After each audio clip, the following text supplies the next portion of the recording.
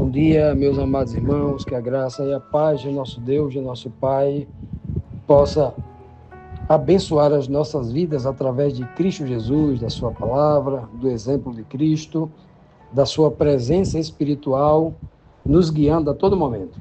Amados, hoje, terça-feira, vamos dar continuidade aqui à nossa lição bíblica diária, recapitulando aqui rapidamente o que vimos ontem, na segunda-feira, quando nós lemos que Deus ali, ele dá uma mensagem ao seu povo, né? Traz uma mensagem ao seu povo através do profeta Isaías, ele dizendo que, por amor ao povo, ao seu povo, ele enviaria contra o reino da Babilônia, que estava fazendo o seu povo cativo, né?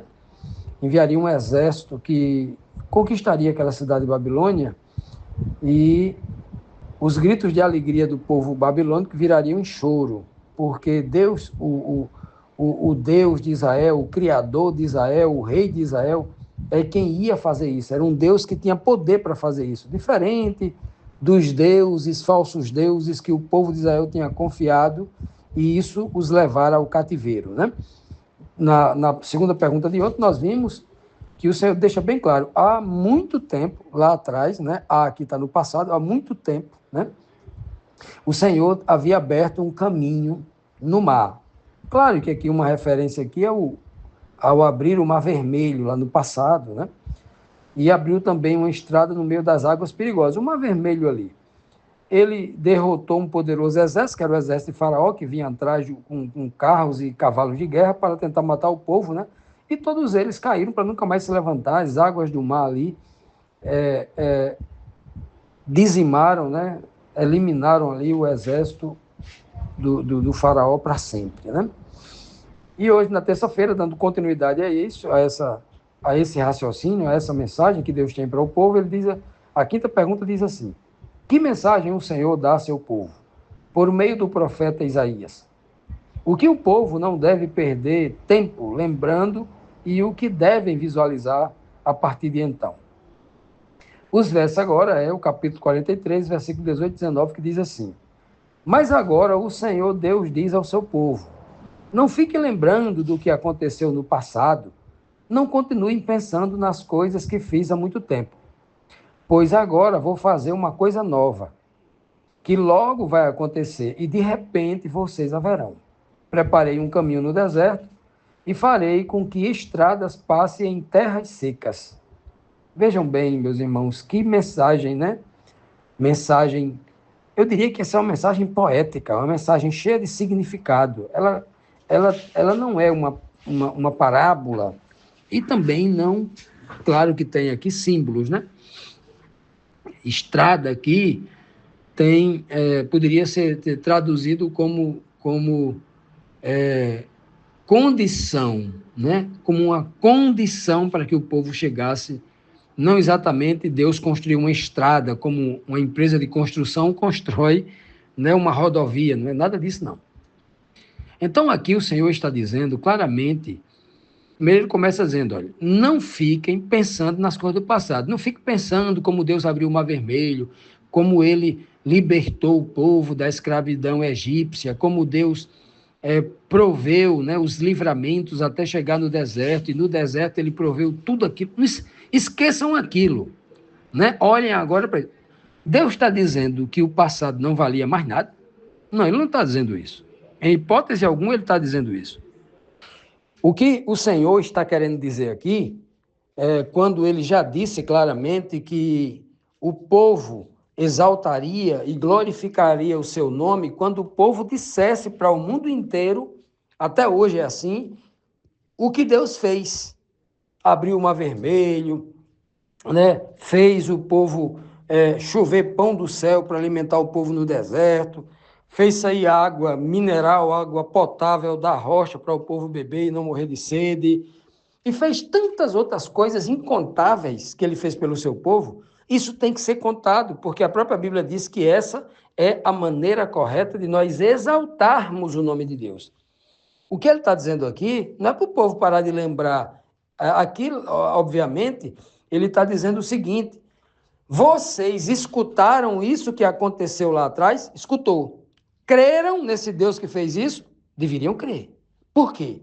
Porque vocês não vivem do que aconteceu no passado.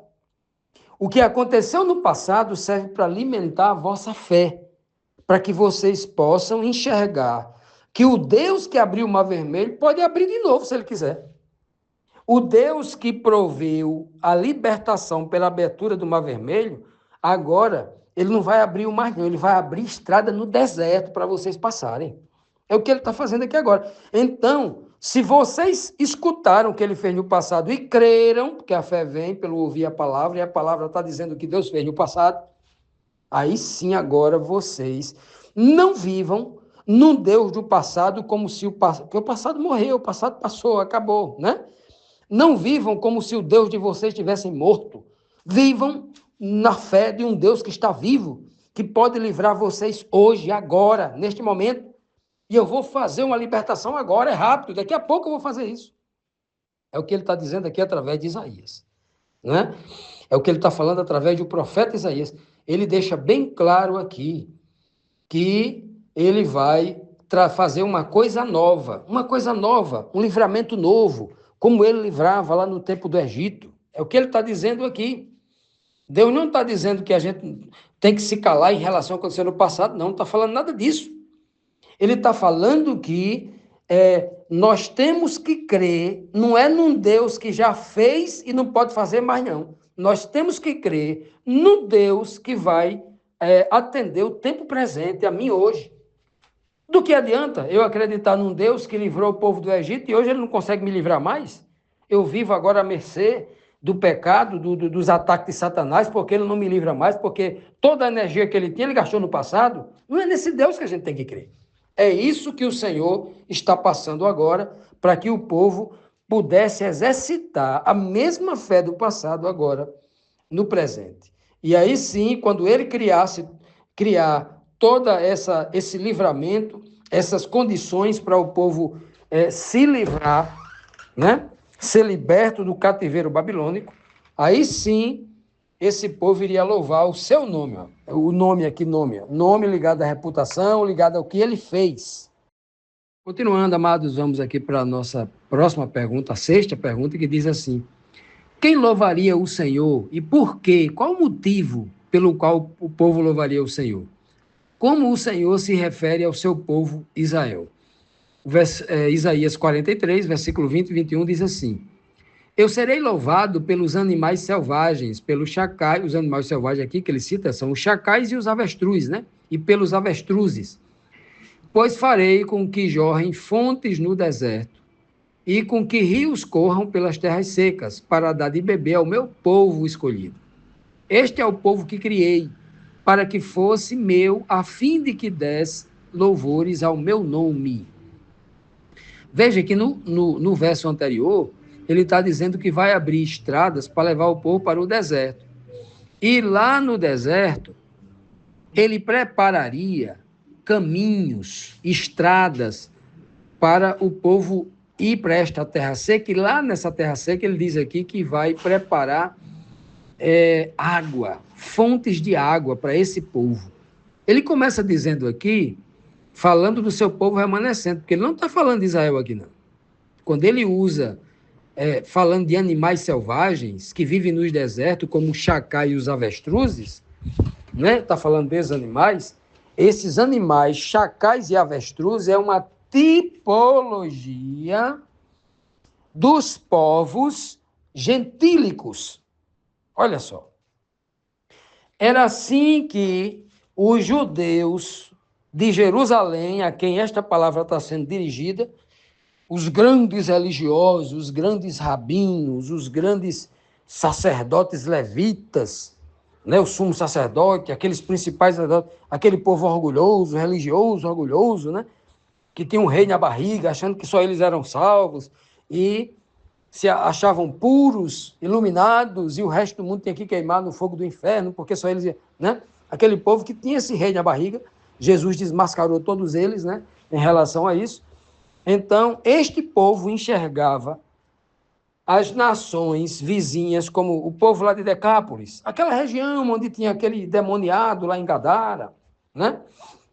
Ou aquela mulher imunda, amaldiçoada, né? Que veio lá da região de Tiro e Sidom, aquela da região Ciro-Fenícia, né? Aquela que vem pedir para Jesus libertar a filha dela de um demônio, alguma coisa nesse sentido, né? E Cristo vai lá e ela pede para comer das migalhas como um cachorrinho. Lembra aquele milagre lindo que Jesus faz daquela mulher? Esses são os chacais e os avestruzes.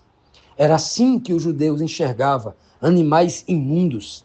Era assim que o judeu enxergava, por exemplo, o samaritano. Jesus estava comendo na mesa com pessoas que moravam em Jerusalém.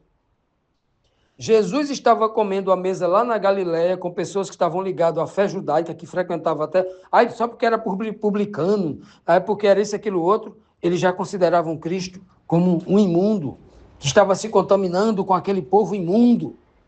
Um santo não podia sentar à mesa e comer com outra pessoa, se essa pessoa, mesmo que estivesse buscando redenção, porque era um assassino. Jesus era imundo porque chegava perto dos leprosos. Essas coisas que eles tinham, eles enxergavam essas pessoas como esses animais aqui, animais imundos, né? Os chacais e os avestruzes. É assim, né, a má fama que para eles tinha, né, o avestruz e o chacal, né? Então, infelizmente, Jesus está, graças a Deus que a mensagem aqui está mostrando claramente que Deus iria buscar esses povos gentis. E esses povos gentis, assim como ele fez com Israel, que era um povo escravizado, que lá no Egito ele era um povo gentil para os egípcios, o Senhor vai lá e retira de lá e leva para o deserto. Olha só que coisa linda. E agora ele vai fazer de novo, o Senhor. Ou não é isso que Jesus faz quando vai lá, não é? Ou no local que tinha água, o poço de Jacó, e ele encontra com uma mulher gentílica, uma samaritana. Não era só gentílica, né? Ela realmente era uma espécie de avestruz, né? Má fama, diz ela que já tinha, né? Jesus disse para ela, você teve 5 maridos, que você tem agora, você é uma mulher de má reputação. Você vem buscar água ao meio-dia, porque as mulheres de reputação vêm de manhã logo cedo, e as mulheres não querem andar com você, não. Se você andar com ela, você vai ser humilhada por elas. Você vem agora escondida de meio-dia, o sol pegando fogo aqui, você vem nesse horário, justamente porque você é uma avestruz para o povo. E aí você vem esse horário, você é como um animal imundo, e agora eu vou dar água a você, no deserto, lá no lugar escondido, só ela e Jesus, sozinha, né? Ela e ele, lá naquele poço de Jacó. E o Senhor dá água, fez abrir no deserto, literalmente água. Só que a água que Jesus deu para ela ali, não era um poço de água H2O, não. Não é a substância química H2O, não. Não é a água que nós tomamos aqui. Ali é a água da vida, a água da palavra, a água que purifica, a água que alimenta para a vida eterna. E é desse texto, desta promessa linda e maravilhosa, que Isaías está falando. E Deus diz bem claro, esse é o povo que eu criei. Não é o povo que Davi criou. Não é o povo que o sumo sacerdote Caifás criou, não. Um povo cheio de crença, cheio de crendices em costumes e em tradições, e esqueceram a verdadeira palavra do Senhor, que é espiritual. Não é este povo, não é uma nação, a nação de Israel, como os políticos criaram agora, e muitos pastores e crentes estão criando na cabeça do povo uma nação de Israel, uma etnia, e não um povo espiritual. Não é o que Deus cria. O que Deus cria é aquele que o Espírito dele toca no coração, chama, não importa de onde vem, não importa a cor dos olhos, a cor da pele, não importa em que lugar do planeta você tenha nascido, não importa o formato do seu corpo, não importa o tipo de carne que você tenha, preta, branca, gorda, magra, asiático, europeu, americano, não interessa. Não interessa. O Senhor vai chamar dos lugares mais distantes, inclusive dos desertos. Os desertos onde morava um povo pobre, o povo esquecido, o povo humilhado, e ricos e religiosos moravam nos grandes centros, nas capitais, próximo aos templos, onde eles poderiam controlar as populações. Aqui, não. É o Senhor quem vai atrás do seu povo.